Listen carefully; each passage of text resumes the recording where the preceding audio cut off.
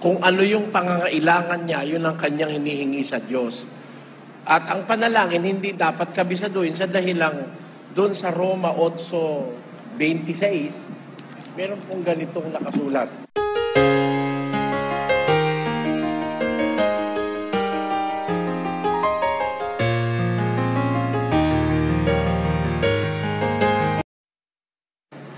Kung halimbawa nakita po natin sa Biblia yung matuwid na pananalangin, yung pananalangin utos ng Diyos, hindi po yun inimbento ng tao kasi marami pong panalangin ngayon, imbento lang ng tao.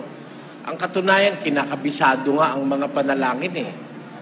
Hindi po dapat sa Biblia na ang panalangin ay kinakabisado.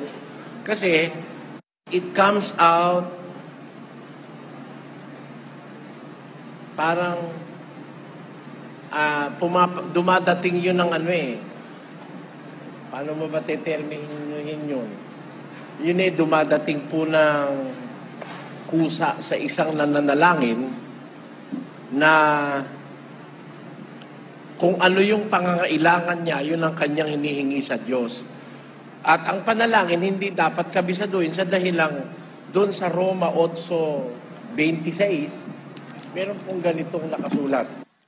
At gayon din naman, ang Espiritu ay tumutulong sa ating kahinaan, sapagkat hindi tayo marunong manalangin ng nararapat. Ngunit ang Espiritu rin ang namamagitan dahil sa atin ng mga hibik na hindi maisasaysay sa pananalita. Ayun, yun hong kakulangan ng kapasidad ng taong magsalita sa Diyos. Minsan meron tayong hindi masabi, lalo na kung ang Diyos ang ating kausap. We feel so sorry, we sometimes feel so lowly. Tayo masyadong maliit para makipag-usap sa Diyos. Kaya yung panalangin, ang sabi ni San Pablo, ang Espiritu, ang wika, ang tumutulong sa ating mga kahinaan. Sapagkat hindi tayo marunong manalangin ng nararapat. Ngunit ang Espiritu rin ang namamagitan dahil sa atin sa mga hibik na hindi maisasaysay ng pananalita. Therefore, hindi talaga yun kabisado. Ang pananalangin sa Diyos ay iginaguide ng Espiritu ang isang nananalangin para maipadama sa Diyos yung kanyang kahilingan. Yan po. Pero alam ba ninyo na hindi basta natuto ang tao na manalangin, tatanggapin na ng Diyos ang kanyang panalangin. Meron pong isang malaking hindrance o malaking hadlang para huwag mapakinggan ng Diyos ang ating pananalangin. Yan po ay ating pag-aaralan ngayong gabi, mga kababayan, mga kapatid. Kasi sa iba namang mga pananampalatayang napagsusuri ko na dahil kahit ho sabihin siguro ninyo na medyo may kayabangan ang aking sasabihin, hindi ko naman intention ho magyabang. Pero siguro pagdating sa relihiyon, marami na po ako nalakbay na siyasat ko na ang doktrina ng iba't ibang mga mayor at minor na relihiyon sa ating bansa. Mga imported na relihiyon, mga relihiyong lokal, at mga relihiyong kolorum, nalakbay ko na po ang kanilang mga doktrina, ang kanilang mga katuruan. Napansin ko sa kanila, basta nananalangin sila. Nananalangin po sila. Pero wala silang itinuturo upang makatiyak yung kanilang mga miyembro na inaakay kung pinakikinggan ng Diyos yung kanilang mga panalangin. Kasi po, gaya nga nung ating napag-aralan nung nakaraan, hindi basta ang tao'y nananalangin ay karapat-dapat na at pinakikinggan na ng Diyos. Pakinggan niyo po ito sa 7:21 ni Mateo. Hindi ang bawat nagsasabi sa akin, Panginoon, Panginoon, ay papasok sa kaharian ng langit, kundi ang gumaganap ng kalooban ng aking Ama na nasa langit. Sabi ng ating Panginoon, hindi lahat ng nagsasabi o tumatawag, Panginoon, Panginoon, papasok sa kaharian ng langit. kundi ang gumaganap ng kalooban ng aking Ama na nasa langit, ang wika ng Panginoong Yesus. Kaya po, talagang sa Biblia, maliwanag yung mga probisyong sinasabi na hindi common na nanalangin ng isang tao, pinakikinggan na siya ng Diyos. At ang isa po na dahilan kung bakit hindi mapapakinggan ng Diyos ang ating panalangin, yan ang ating pag-aaralan ngayong gabing ito. Mag-umpisa po tayong muli sa isa pang mahalagang bahagi ng ating pagsusuri. Ano ang isa sa mga dahilan na malalaking dahilan at kaya hindi pinakikinggan ng Diyos ang panalangin ng isang tao na nananalangin sa Diyos? Pakinggan niyo po kay Santiago. Merong ganitong pangungusap ang alagad na ito ng ating Panginoong Hesus. Sa 3 at versikulo 7, patuloy. Sapagkat ang bawat uri ng mga hayop at mga ibon, ng mga nagsisiusad at mga bagay sa dagat, ay pinaaamo at napaaamo ng tao. Datapwat ang dila ay hindi napaaamo ng sino mang tao, isang masamang hindi nagpapahinga na puno ng lasong nakamamatay. Siyang ating ipinagpupuri sa Panginoon at Ama, at siyang ating ipinanglalait sa mga taong ginawang ayon sa larawan ng Diyos. Sa bibig din lumalabas ang pagpurit paglait. Mga kapatid ko, ang mga bagay na ito ay hindi nararapat magkagayon. Merong itinuturo po ritong banal na karunungan ng alagad na ito ng ating Panginoong Hesus. Sabi ni Santiago, ang bawat uri ng hayop, mga ibon, mga nagsisigapang, ito ang wika ay pinaaamo at napapaamo naman ito ng tao. Totoo naman yun eh. Di ba? Pati nga mga leon napapaamo. Pati mga cobra napapaamo eh. Confirming the word of God na bawat uri ng hayop, ibon at saka ng mga nagsisigapang ay pinaaamo at napapaamo ng tao. Datapwat ang dila ay hindi napapaamo ng sino man tao, ang wika ng Biblia. Isang masamang hindi nagpapahinga, puno ng lasong ikamamatay.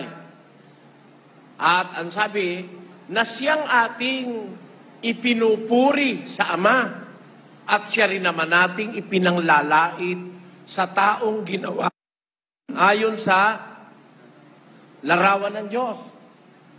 Mga kapatid ko, ang wika ni Santiago, ang bagay na ito ay hindi nararapat magkagayon.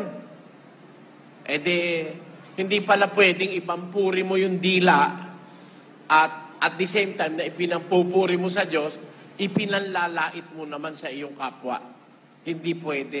Sabi ni Santiago, ang bagay na ito ay hindi dapat magkagayon. Hindi pala pwedeng ipampuri mo yung dila at the same time na ipinampupuri mo sa Diyos, ipinanlalait mo naman sa iyong kapwa. Hindi pwede. Sabi ni Santiago, ang bagay na ito ay hindi dapat magkagayon.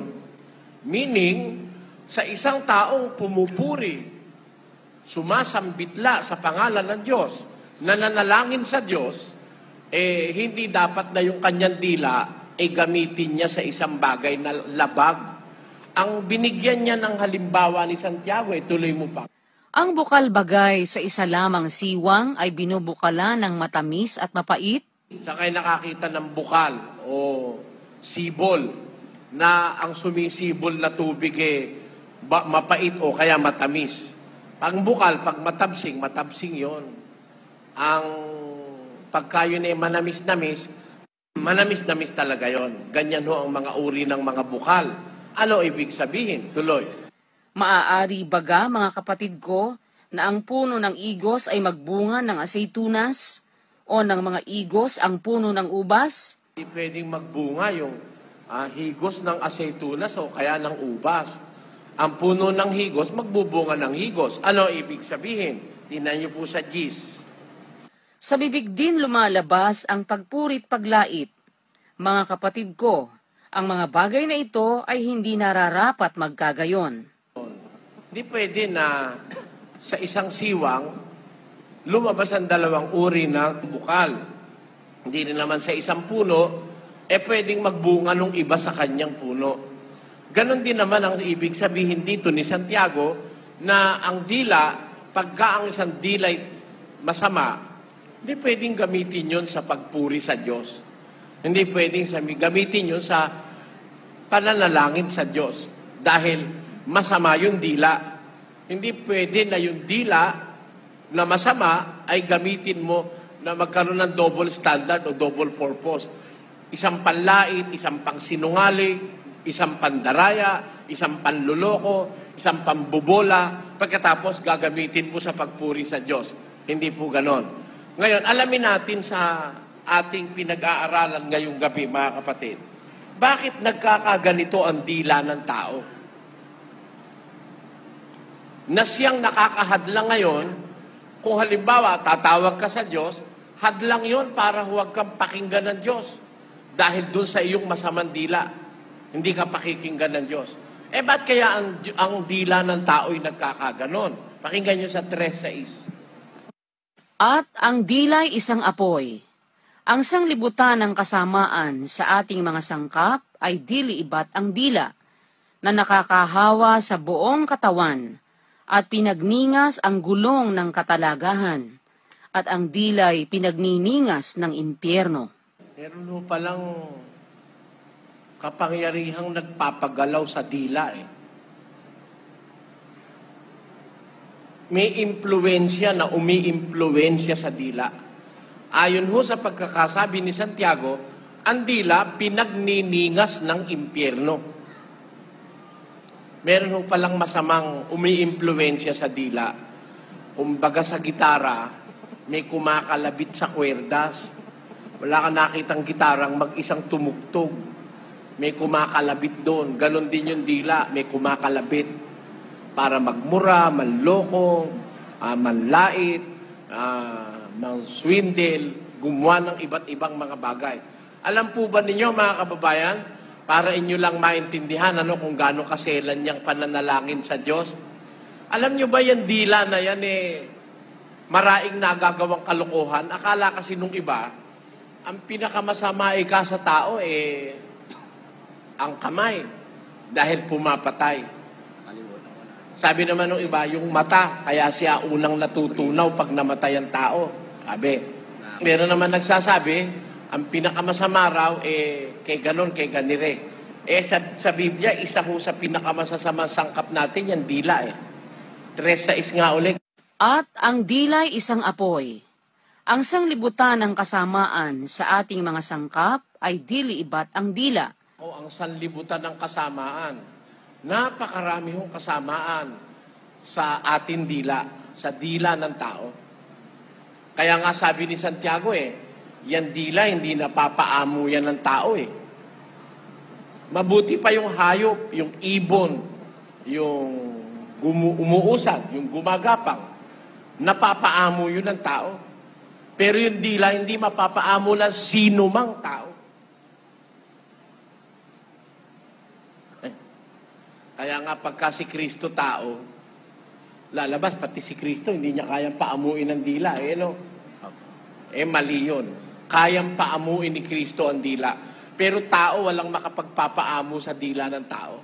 Kapwa tao, wala ho. Sabi, ginarantyahan ng Biblia ay ang dilay hindi napapaamo ng sino mang tao. Sino man Kaya pag ginawa mong si Kristo'y tao pati si Kristo sa labas kasama rito Hindi ka napapaamo ang dila ng sino man tao. Kahit na nga asawa mo na nagalit sa'yo Pag nagalit sa'yo, bubulgar pati yung buni mo sa singit. Bubulgar ka. Diba? Yung babae pag nagalit sa'yo, kakatkat ka sa kapitbahay. Kung gaano ka katakaw, kung gaano ka kaane. Yan. Kasi alam ko, dahil nakakita na ako ng mag-asawang nag-aaway, nagsumbatan bakit ba ikaw? Ilang makuha kita iisa panty mo. Sabi naman nung sumagot ng babae, ikaw ba? Yun nga, ikang brief mong iisa, butas pa Ano yan? mag-asawa yan, ha? Dapat sana meron silang lihim na hindi malalaman ng iba. Pagka nakatikatihan ni babae na idaldal ang lihim mo, maniwala ka. Pati doon sa mga kapitbahay, ikakalat ka niyan. Kaya tama-tama yung sinabi ng Biblia. Ang dila hindi napapaamo ng sino man tao. Alam nyo, yan dila, napakaraing ginagawang kalokohan yan . Sa mga sangkap ng ating katawan, ang dila ay isa sa pinakamaraming nagagawang kasalanan. Magbilang ho kayo, mga kapatid. Sabi, huwag kang magsisinungaling. Isa. Di ba dila gumagawa nun, ano? Huwag kang kakatha ng kasamaan. Dila rin yun. Dalawa na. Sabi, huwag kang magsasalita ng masama laban sa iyong kapwa. Tatlo na. 3 ng Pilipos yun na huwag magsalita ng masama. Tapos, 3 na, no? Tapos yung dila, nandadaya yun. 4 na. Yung dila, nagkakaila yun. Kagaya ng ginawa ni Pedro. 5 na. Yung dila, sumasaksi yun sa di katotohanan. Minsan, you are a false witness because of your tongue. Ilan na? 6 na. Tapos, yung dila, nagliligaw yan. Kala nyo? Nililigaw niya ng mga tao. Yung dila ng mga sinungaling na pastor, ang daing na ililigaw ng dila ng mga yon. Ilan na? Tapos, yung dila, nagliligaw yan. Kala nyo? Nililigaw niya ng mga tao. Yung dila ng mga sinungaling na pastor, ang daing na ililigaw ng dila ng mga yon. Ilan na? 7 na. Ang dila ho, yan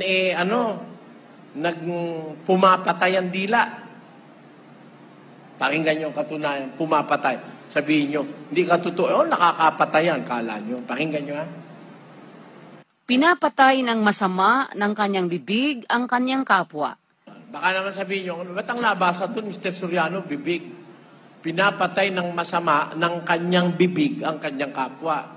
Baka ang isipin nyo, kinakagat. Hindi ganon. Alin ang nasa bibig na nakakapatay sa kapwa? Pakinggan nyo ulit sa Kawikaan. Kamatayan at buhay ay nasa kapangyarihan ng dila. Ang kamatayan, at ang buhay, nasa kapangyarihan niya ng dila.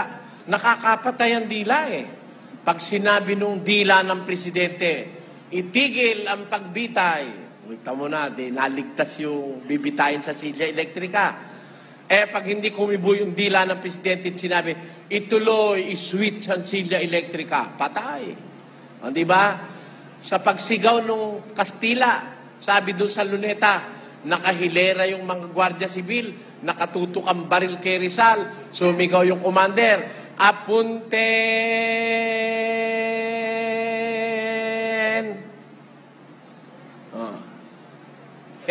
Aim! Ibig sabihin ng apunten. Aim! Apunten! Fuego! Bang! Patay si Rizal. Patay. Naalala ko tuloy yung tula ko nung grade 1. Sa dalampasigan, dagat ng Maynila, Luneta ang tawag ng mga Kastila. Doon nga binarilya ang kaawa-awa, abang Pilipinong martir nitong lupa. Di ba? Ayun, doon binaril. Ba't namatay si Rizal? Iniutos ng dila, patay, fuego. Tama o hindi? Napakaraing nagagawa ng dila. Yung kamay, bilangin mo. Bilangin mo kamay. Ano ba nagagawa niya? Mandukot, manampal, magnakaw. Pareho yun . Manakit. It falls only to 2. Ang nagagawa ng kamay, pang-uumit, pagnanakaw, pagkuha ng hindi kanya, at pananakit ng kapwa. Yan lang ang nagagawa ng kamay. Pero ang dila, dae. At ang pirwis yung magagawa ng kamay, maliit. Bakit? Kasi kamay, limitado yung na yan .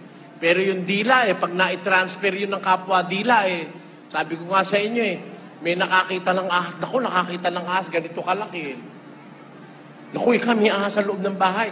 Ganyan kakalaki ang tingin nung nakakita ito. Naku, meron daw nakitang ahas sa loob ng bahay, gagahita ang ahas. Mamaya, sawa na yun saka sasalin-salin Ganun ang dila ang dila, nandyan ang mga unexpected. Yung hindi mo sinabi, sasabihin ng dila. Pag na-transfer yan, kung ano-ano na kalokohan yan. Kaya ang Diyos, ayaw ng Diyos, maniniwala tayo doon sa salit-saling sabi ng mga tao. Kasi pag nagsasalit-sali na, naiiba Pakinggan nyo. Ito'y sinasabi ko, upang huwag kayong madaya ng sinuman sa mga pananalitang kaakit-akit. Kayo'y magsipag-ingat. Baka sa inyo'y may bumihag sa pamamagitan ng kanyang pilosopiya at walang kabuluhang pagdaraya. Ayon sa salit-saling sabi ng mga tao, ayon sa mga pasimulang aral ng sanglibutan at di ayon kay Kristo. Ingat kayo sa mga salit-saling sabi ng mga tao. Kasi nga, may possibility, pag isinasali na, naiiba Naiba. Kaya alam nyo, nagkakagera sa mundo dahil sa salit-saling sabi. Ano po ibig ko sabihin? Talagang malaki ang kapangyarihang nagagawa ng dila. Ito dapat nating mapag-ukulan ng pansin. Kasi kung mananalangin ka at ganito kondisyon ng dila mo, pangit. Pakinggan nyo. Sa Roma 3, versikulo 10. Gaya ng nasusulat, walang matuwid, wala kahit isa. Walang nakatatalastas, walang humahanap sa Diyos. Silang lahat ay nagsilihis, magkakasamang nawala ng kasaysayan.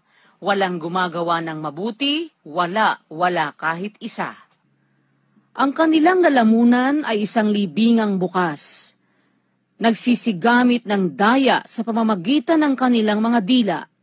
Ang kamandag ng mga ulupong ang siyang nasa ilalim ng kanilang mga labi. Kaya pala naman sumasama ang dila ng tao. May kamandag ng ulupong. Kilala nyo ba sa Biblia kung sino po yung ulupong? Yung ahas? Si Satanas yun 12:9 ng Apokalipsis. Si Satanas ang tinatawag na matandang ahas. Ngayon, ang mga anak ni Satanas, tinatawag ni Kristo, lahi ng mga ulupong. Basa, pakinggan nyo. Kayong mga ahas, kayong mga lahi ng mga ulupong. Kita nyo, mga tao tinatawag ni Kristo, lahi ng mga ulupong. Ibig sabihin, nalahian na ng kasamaan ng demonyo. Meron kasi lang kamandag ng ulupong sa ilalim ng kanilang mga dila, ng kanilang mga labi. Ano yung kamandag ng ulupong? Ano ba yung kamandag ng demonyo? Tawag ni Kristo, lahi ng mga ulupong. Ibig sabihin, nalahian na ng kasamaan ng demonyo. Meron kasi lang kamandag ng ulupong sa ilalim ng kanilang mga dila, ng kanilang mga labi. Ano yung kamandag ng ulupong? Ano ba yung kamandag ng demonyo? Ano ba ang nakakasama doon sa daladala ng demonyo? Pakinggan nyo sa 8:44 ng Juan. Basa. Kayo'y sa inyong amang dyablo, at ang mga nasa ng inyong ama ang ibig ninyong gawin. Siya'y isang mamamatay tao buhat pa ng una, at hindi nananatili sa katotohanan, sapagkat walang katotohanan sa kanya.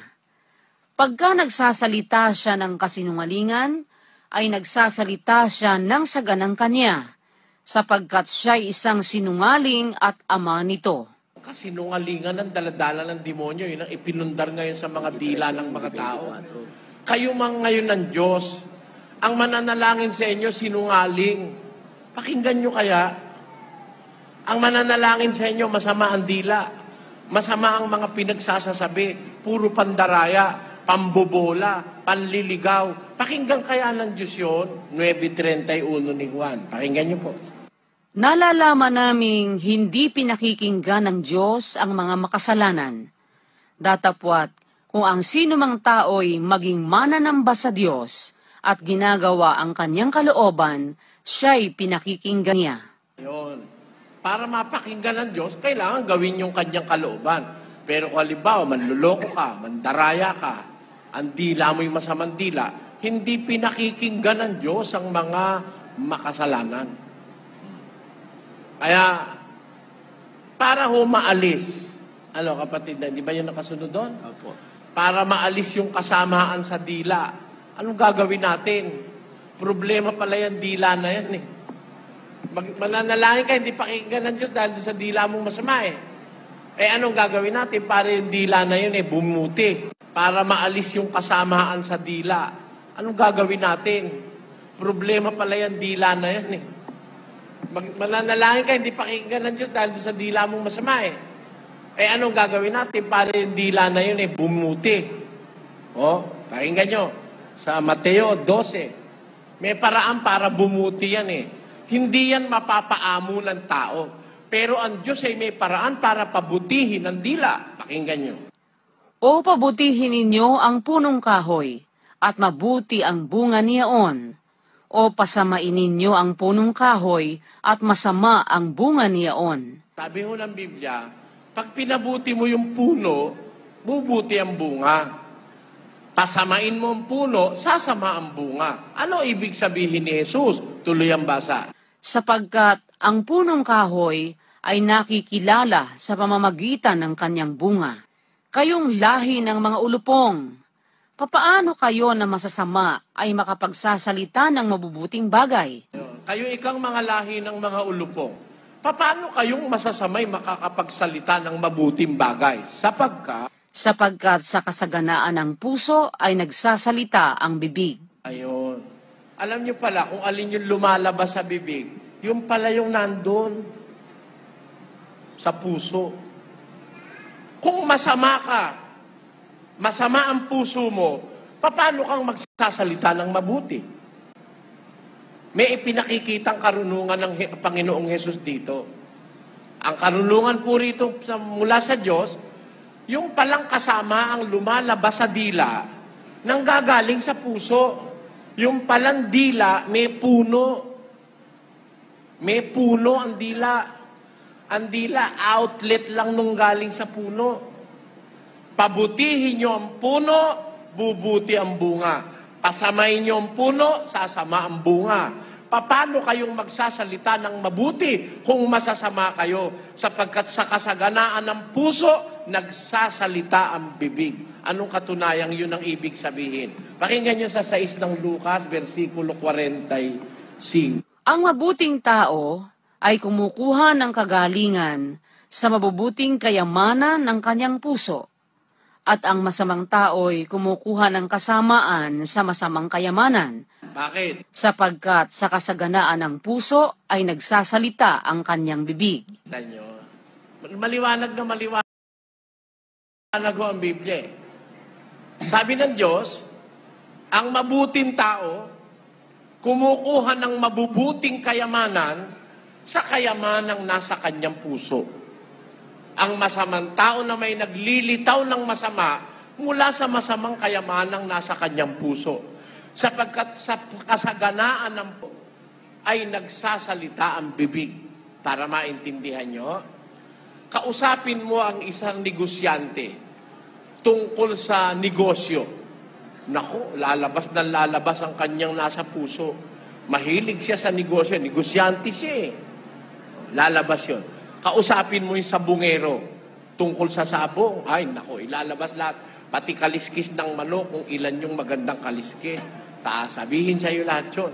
Dahil, yun ang hilig niya, yun ang nasa puso niya. Kausapin mo ang isang babaeng umiibig, ano? Halimbawa, 3 naliligaw, kung sino iniibig niya, halimbawa, sinabi mo, hoy, may ipinapasabi sa'yo si Teddy eh. Ha? Hindi ako interesado. Kasi wala sa puso niya eh. May pinapasabi ka sa'yo si Mario eh. Ha? Saan mo ika nakita ha? Ano sabi? Sunod-sunod na yun. Magdamag kayo, hindi titigil yun. Ha? Yun ang nasa puso niya eh, si Mario eh. Diba? Kaya pag pinag-usapan niya yung nasa puso niya, okay lang yun. Sa kasaganaan kasi ng puso, lumalabas sa bibig yun eh. Kaya pag masama yung nasa puso, masama ang lalabas sa bibig.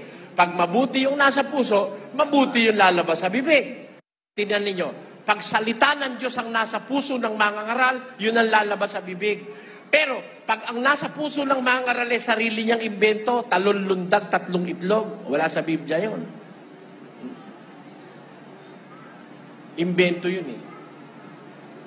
Makikita mo na wala sa puso niya yung salita ng Diyos. Kasi ang tinuturo niya, hindi yung salita ng Diyos eh. Kung ano yung nasa puso, yun ang lalabas sa bibig. O, ngayon, yung dila masama. Yung masamang dila, ayaw pakinggan ng Diyos yun. Hindi pwede na sa isang siwang lumabas ang 2 uri ng tubig. Isang masama, isang mapait, isang matamis. O, hindi rin naman pwede sa dila ng taong ipinangpupuri sa Diyos at ipinananalangin, kasabay na lumalabas naman yung kasamaan, panluloko, pagdaraya, pambubola, mga kasinungan. Hindi pwede. O, para luminis ngayon yung dila, para pakinggan ng panalangin, ang ultimo remedyo, yung mismong puso na pinanggagalingan ng lumalabas sa dila, yun ang dapat na luminis. Ang tanong, paano lilinis ang puso? Meron bang tanong na hindi kayang sagutin ng Biblia? Meron ba? Palagay ko, wala eh. Basta itanong mo kay Soriano. Biblia sasagot. Ako, hindi ako magtatanong. Ako na mismo ang tatanong. Mapalagay ko lang ako'y kagaya rin ninyo na nag-uumpisa pa lang mag-aral ng Biblia. Gusto namin pakinggan kami sa panalangin. Kailangan ang aming dila maging malinis sa Diyos. Paano lilinis ang dila? Lilinisin yung puno ng dila. Ang puno ng dila ay ang puso. Kung masama ang puso, masama rin ang lalabas sa dila. Ang katunayan, pakinggan nyo, sa 15 ng Mateo. Sapagkat sa puso nang gagaling ang masasamang pag-iisip, mga pagpatay, mga pangangalunya, pakikiapid, mga pagnanakaw, mga pagsaksi sa di katotohanan. Kita nyo? Mga pamumusong. Kita nyo? Sa puso nang gagaling lahat ng masama Pati yung pagsaksi sa di katotohanan, pati yung pamumusong. Kaya yung lumalabas sa dila, galing po yun sa puso. Kung masama ang puso, ano ang sabi? Kita nyo? Sa puso nang gagaling lahat ng masama Pati yung pagsaksi sa di katotohanan, pati yung pamumusong. Kaya yung lumalabas sa dila, galing po yun sa puso. Kung masama ang puso, ano ang sabi ng Diyos? Pakinggan nyo sa 17:9 ni Jeremias. Ang puso ay magdaraya ng higit kaysa lahat na bagay at totoong masama. Kanyo?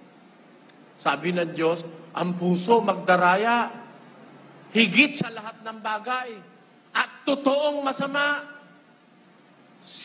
Sinong makaalam? May makakaalam ba? Ano malay mo? Sabi nung naliligaw sa'yo, susungkitin ko ang mga bituin at ilalagay ko sa iyong paanan. Bilib na bilib ka naman, kaya sarap-sarap naman pagkaliligawan ka na pakiramdam mo, umaakit ka sa langit.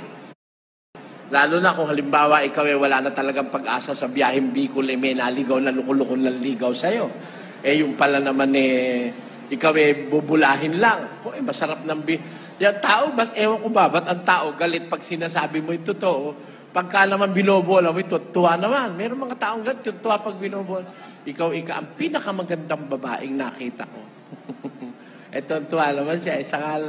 Itsura naman alam naman niyang hindi naman siya maganda. Pero tuwa siya. Yung mga pangako ng mga nanliligaw, gagawin kita ikang reyna ng aking tahanan. Hindi kita paglulutuin. Hindi kita paglilinisin ng bahay. Gagawin kitang parang prinsesa. Hindi ka maglalaba. Ano pa nga naman ang gusto mo? Biro mo mag-aasawa ka, hindi ka maglalaba, hindi ka magluluto, hindi ka maglinis ng bahay. Napasagot. Nung napasagot na, pagkaraan ng ilang buwan, umuwi na sa kanila. May iyak. Inay! Nalalangis. Bakit? Akala ko Akala ko ikasanto, demonyito pala ikaw napakasawa ko. Bakit? Hindi raw paglilisin ng bahay, paano walang bahay? Hindi raw pagluluto, paano walang iluluto? At tamad pala ang batugan. Ha? Ay, nako. Paano ka maglalabay? Wala kang lalaban. Di pa siya wala. Irresponsable yung nakuha mong lalaki. Saan ka nakuha? Sa dila. Niloko ka sa dila. Di ba?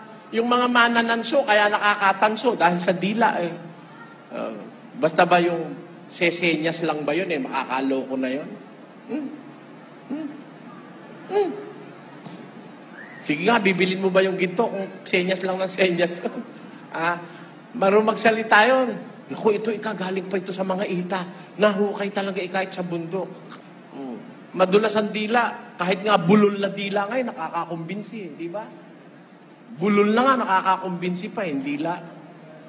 Yun ang sabi sa Biblia. Pero, yung dila pala, per se, hindi naman kanyan lahat yung kasamaan na yon. Ang kasamaan ng dila, may pinanggagalingang iba. Yan ang puso. Kaya para luminis ang dila, dapat luminis ang puso.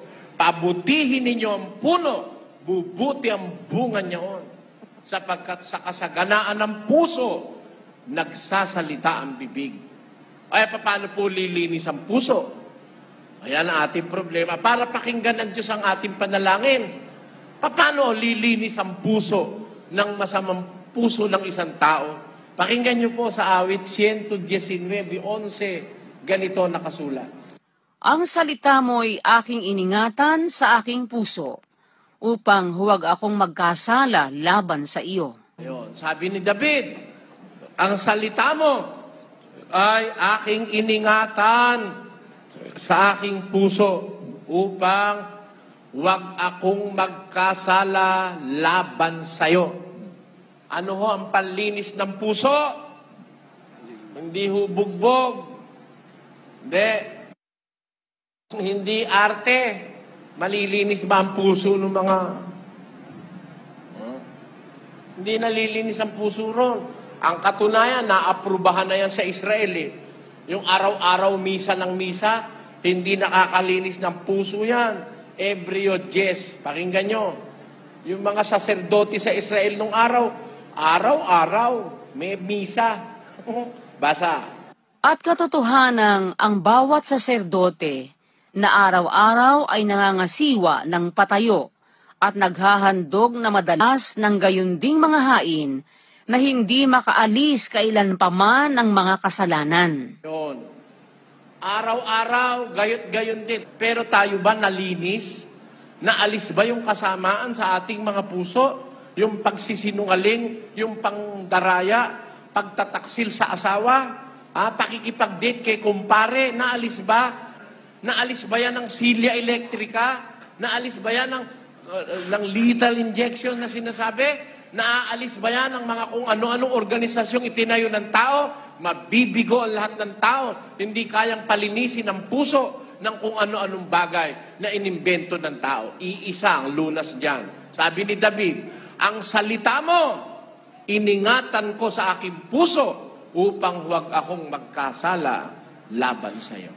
Ito po ang pinaka-epektibo para ang puso ng tao ay luminis at bumuti. Yung salita ng Diyos. Kaso, hindi tinuturo ito. Sa Katoliko, nanonood ako ng misa Kakanta. Nyakote, babasa. At ng panahong yaon ay tumindig si Artaherjes. At pagkatapos ba, ang unang pagbasa. Binasa na. Paliliwanag ba? Hindi. Basta ang unang pagbasa. Kakanta na ngayon ng choir. Salamat sa Diyos. Salamat sa Diyos. Sa wika mong banal. Salamat po. Maaalis ba paglalasing mo ron? Kaya nga ikaw Katoliko, 70 taong ka lasenggo di ba? Maaalis ba paglalasing mo ron? Kaya nga ikaw Katoliko, 70 taong ka lasenggo di ba?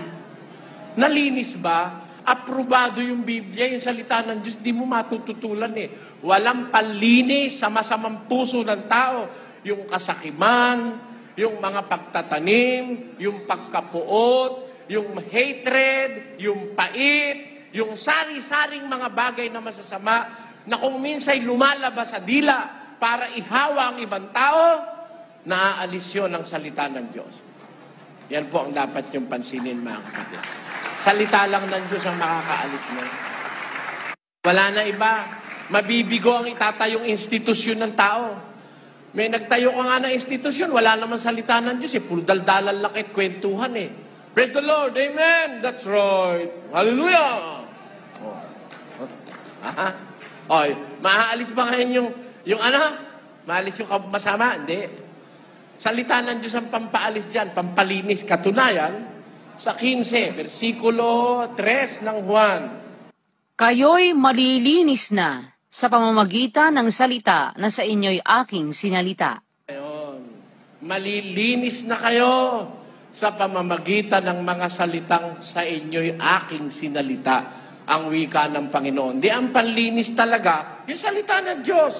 Pero tatanong tayo uli, paano malilinis yung puso ng salita ng Diyos? Basta ba makikinig ka ng salita, lilinis ka na? Basa, 1 Pedro 1:22. Yamang nilinis ninyo ang mga kaluluwa Paano? sa inyong pagtalima sa katotohanan. Yun. Hindi naman basta dinaldal yung salita ng Diyos, makakalinis na eh. Hindi ho. Nilinis ninyo ang mga kaluluwa sa inyong pagtalima sa katotohanan. Kailangan sundin yan. Kaya yan, ipinapasunod eh. Dito ho sa aming samahan, yung salitang aming pinag-aaralan, ipinapasunod namin yon. Hindi pwedeng wag sundin yun. Bakit? Pag hindi sinunod, tinitiwalag namin ang maaanib dito na aayaw sumunod. Halimbawa, bawal ang maglasing. Laglasing ka, pangungusapan ka. Inulit mo na naman uli. Baka naman ikaw ay napilit lang. Paalalahanan ka. Pero pagka talagang ayaw mo na, 3 beses na, lasing ka na naman uli. Ano ang sabi ng Biblia? Pakinggan nyo. Ang taong may maling pananampalataya, pagkatapos ng una at ikalawang pagsaway ay itakwil mo. Pagkatapos ng una, ng ikalawang pagsaway, di 3 na, itakwil mo, sabi ng Diyos. Kaya kami nagtitiwalag kami para ipatupad yung salita. Kasi pag walang disiplina, hindi maipapatupad yung salita ng Diyos eh. Bakit? Pag natamnan ng salita ng Diyos yung mga tao, yun talaga salita ng Diyos ha. Magbabago. Pag nalinis na ngayon ang ating puso, di malinis na rin ang dila, manalangin ka. Ano natitiyak mo pag mananalangin ka? Na malinis ang puso at malinis ang iyong dila. Pakinggan nyo, sa Pedro. Sapagkat ang magnais umibig sa buhay at makakita ng mabubuting araw ay magpigil ng kanyang dila sa masama at ang kanyang mga labi ay huwag magsalita ng daya. Sapagkat ang mga mata ng Panginoon ay nasa mga matuwid at ang kanyang mga pakinig ay sa kanilang mga daing. Nakita nyo, yun ang magagawa nun eh. Pag malinis ka at matuwid, sabi ng Biblia, ang mata ng Panginoon nasa mga matuwid. Ibig sabihin, binabantayan niya yung matuwid. Ang kanyang pakinig nasa daing ng matuwid. Dumaing ka man, may nakikinig sa yung Diyos. Hindi ka gaya ng daing ka ng daing, walang makinig sa'yo. Di ba? Mula pagkabata, nananalangin ka na yung asawa mo. Sana po, Panginoon, yung asawa ko po, babaero. Sana po, wag na po mang babae. Niluhuran mo na si Santa Maria, San Escolastica, si San Gabriela, lahat na ng santa niluhuran mo. Napakinggan ka ba? Baka kaya hindi ka napapakinggan dahil wala namang pakinig yung niluluhuran mo. At isa pa, ikaw na nananalangin, hindi karapat-dapat yung puso mo. Kailangan kasi, yung sinasabi kay Timoteo, pakinggan nyo, kasama ng mga nagsisitawag sa Panginoon mula sa pusong malinis. Yun, dapat ang tumatawag sa Diyos mula sa pusong malinis. Dapat mula sa pusong malinis. At natitiyak natin na pakikinggan na kahit kailang dumaing Kahit kailan ka manalangin, may nakikinig na Diyos pag matuwid ka sa Diyos. Yan po ang dapat natin makita. Kaya kailangan mga kapatid, kayo po, dumadalo kayo, regular. Umpisahan na nating maglinis ng puso. Alisin na natin yung puso nating galit sa mundo. May tanim na hinanakit sa kapwa. Pusong mandaraya. Pusong mapang-agrabyado. Pusong kung ano-ano ang iniisip na masama laban sa kanyang kapwa-tao. Yan po ang lunas para pakinggan ng Diyos ang ating panalangin. Sa susunod po, itutuloy po natin ang iba pang bahagi.